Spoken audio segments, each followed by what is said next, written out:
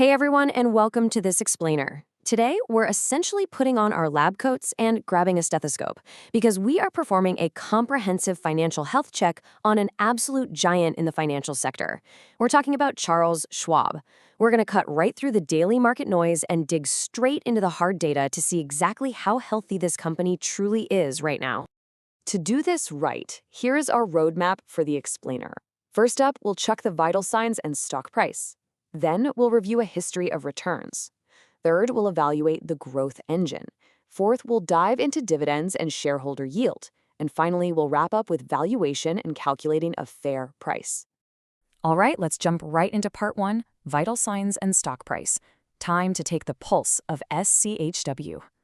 So, getting a baseline on how the stock stands in the market today means we really have to understand the sheer scale of the patient we're examining.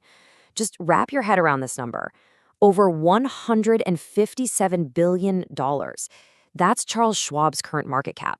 It is absolutely crucial to highlight this right out of the gate because it establishes just how dominant they are.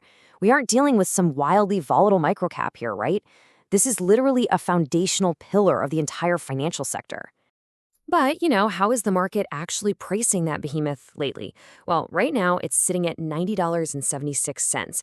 Now, that's comfortably up from its 52-week low of about $79 back in April 2025, but it's definitely cooled off from the high of $107.50 it hit in February 2026. Actually, despite that massive scale we just talked about, it's currently sitting on a year-to-date return of negative 8.85%. So, yeah, the market is definitely showing a little bit of hesitation here. Moving on to part two, a history of returns. Let's check that medical history. Now, seeing a negative year-to-date return obviously begs the question, is this a chronic issue or just a temporary slump? Before we dig into the internal organs of the business, we really need to check the historical track record. And recent yearly returns paint kind of a volatile picture, honestly, but with some absolutely incredible upside. Sure, 2026 is currently down that 8.5%, and 2023 saw a drop of nearly 16%. But check out the boom years mixed in there. In 2025, it jumped 36.65%, and back in 2021, a massive 60.23% gain.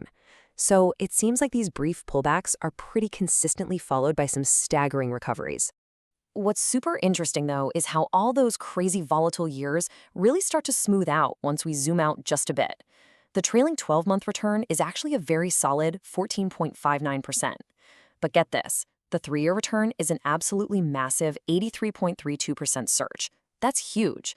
And even over a 5-year stretch, investors are sitting on nearly 40% gains. But if we zoom all the way out, wow, almost 600%.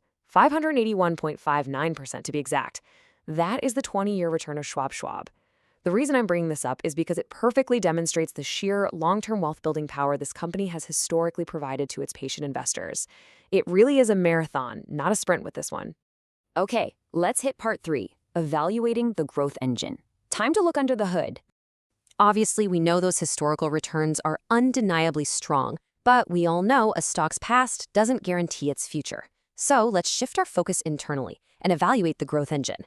We need to see how their core operations are actually driving these numbers right now. Really quickly, just to make sure we're all completely on the same page, free cash flow, or FCF.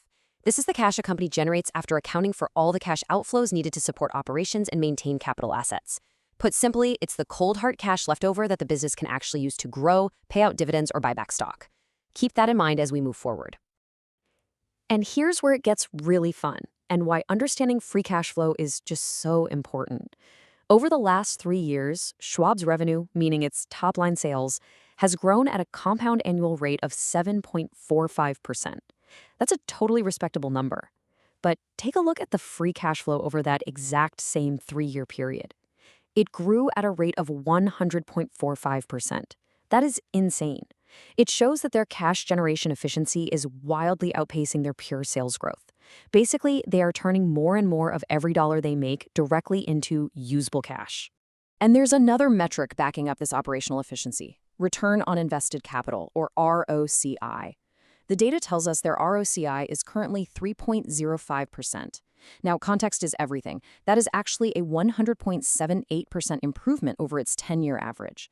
So their ability to generate a return on the capital they invest back into their own business isn't just stable, it's actively improving by leaps and bounds compared to where they were a decade ago. All right, moving on to part 4, dividends and shareholder yield. How are they rewarding the investors? So think about it. We've got a company generating massive amounts of free cash flow and heavily improving its operational efficiency. The next logical question is, what on earth are they doing with all that financial health? Well, let's see how they share it with their investors. Running through the yield metrics, the headline dividend yield sits at 1.41%. Now, I know, to a really income-hungry investor, that might not sound huge. But direct your attention to those growth rates. The trailing 12-month dividend growth rate is a highly aggressive 18.57%. And even stretching back over 5 years, they've been growing it at over 12% annually. They are rapidly, and I mean rapidly, increasing the amount of cash they hand back to shareholders. But hold on, is that aggressive growth actually safe? To figure that out, we need to check the payout ratio. For those who might need a quick refresher, this is just the percentage of total earnings that a company pays out as dividends.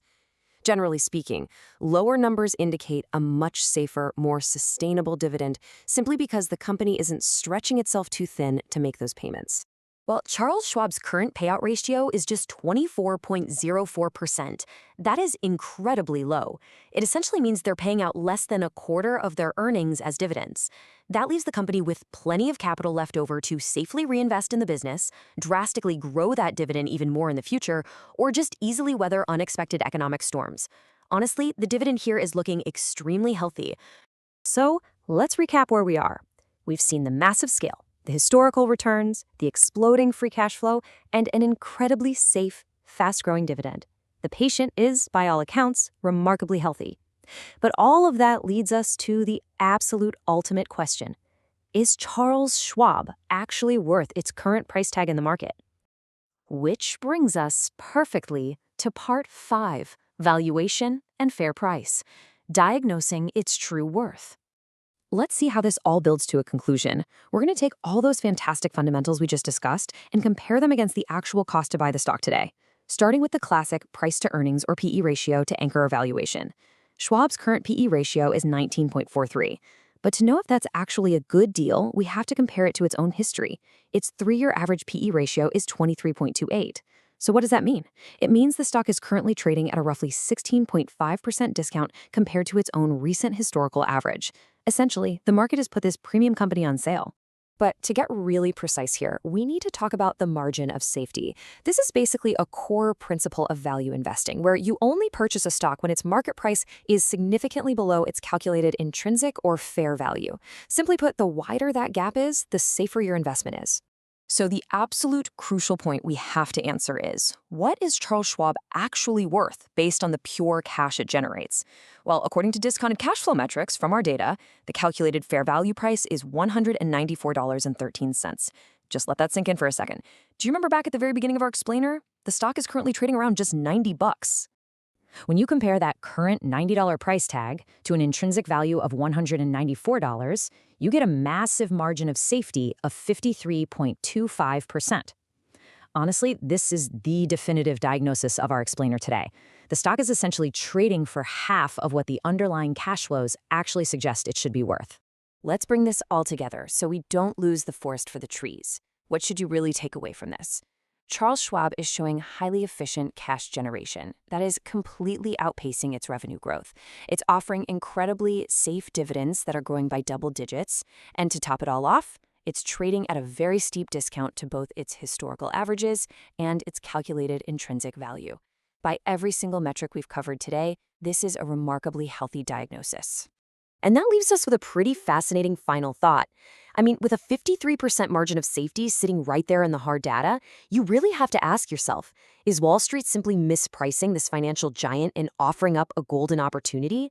Or is there some hidden risk lurking out there that these strong historical and current numbers just aren't showing us yet?